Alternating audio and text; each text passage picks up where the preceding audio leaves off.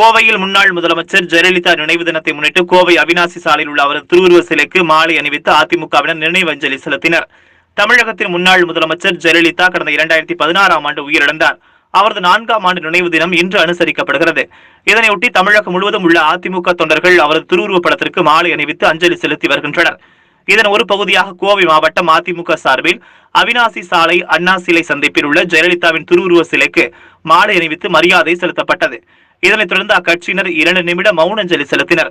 தொடர்ந்து ஒசூர் சாலையில் உள்ள அதிமுக கோவை மாவட்ட தலைமை அலுவலகத்தில் ஜெயலலிதாவின் திருவுருவ படத்திற்கு மலர் தூவி மரியாதை செலுத்தப்பட்டது. இந்த நிகழ்ச்சியில் கோவை தெற்கு தொகுதி எம்எல்ஏ அம்மன் அர்ஜுனன், முன்னாள் மேயர் வேலுசாமி, KR ஜெயராமன் மற்றும் அதிமுக தொண்டர்கள் பலரும் கலந்து கொண்டார்கள்.